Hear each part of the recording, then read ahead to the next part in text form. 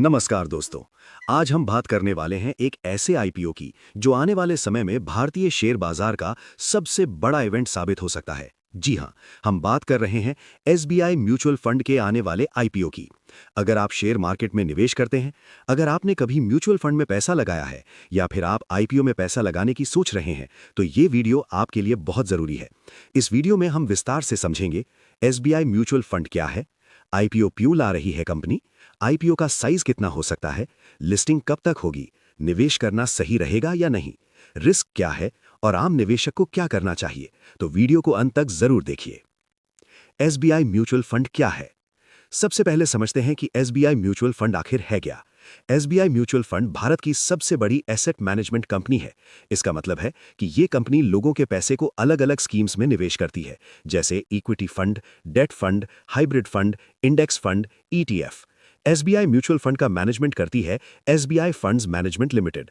ये company state bank of India और एक विदेशी पार्टनर के जॉइंट वेंचर से बनी है। एसबीआई की वजह से इस कंपनी पर लोगों का भरोसा बहुत ज्यादा है। आज की तारीख में करोड़ों निवेशक एसबीआई म्यूचुअल फंड से जुड़े हैं। लाखों करोड़ रुपए की संपत्ति ये कंपनी मैनेज करती है। एसआईपी के मामले में एसबीआई म्यूचुअल फंड नंबर 1 माना जाता है। एसेट मैनेजमेंट बिजनेस कैसे कमाई करता है? अब एक जरूरी सवाल, एसबीआई म्यूचुअल फंड पैसा कैसे कमाता है? एएमसी का बिजनेस बहुत सिंपल लेकिन पावरफुल होता है।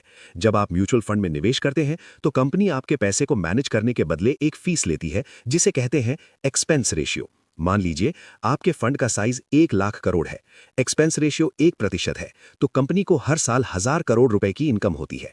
जैसे जैसे निवेशक बढ़ते हैं, एसआईपी बढ़ती है, मार्केट ऊपर जाता है, वैसे वैसे कंपनी की कमाई अपने आप बढ़ती जाती है। यही वजह है कि एएमसी बिजनेस को low risk plus high margin business माना जाता है। एसबीआई म्यूचुअल फंड आईपीओ क्यों ला रही है? अब सबसे बड़ा सवाल, आईपीओ अभी क्यों?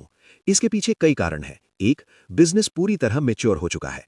एसबीआई म्यूचुअल फंड अब ग्रोथ के उस स्टेज पर है जहां कंपनी स्टेबल प्रॉफिट बना रही है, ब्रांड पहले से स्ट्रांग है। वैल्यू अनलॉक करना, एसबीआई और विदेशी पार्टनर दोनों चाहते हैं कि कंपनी की असल मार्केट वैल्यू सामने आए।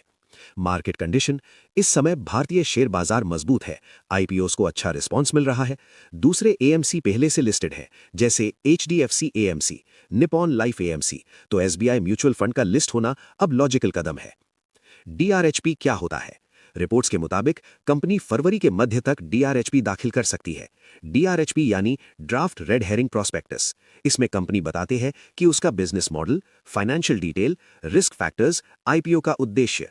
डीआरएचपी दाखिल होने के बाद ही आईपीओ की पक्की जानकारी सामने आती है। आईपीओ का साइज कितना हो सकता है? मीडिया रिपोर्ट्स के अनुसार एसबीआई म्यूचुअल फंड का आईपीओ 1.2 से 1.4 बिलियन डॉलर का हो सकता है। भारतीय रुपयों में देखें तो ये करीब 10,000 से 12,000 करोड़ रुपए तक हो सकता है।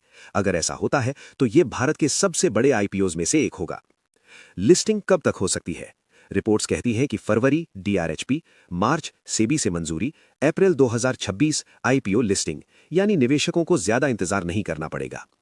एसबीआई म्यूचुअल फंड की ताकत, अब समझते हैं कि इस कंपनी में पावर क्या है।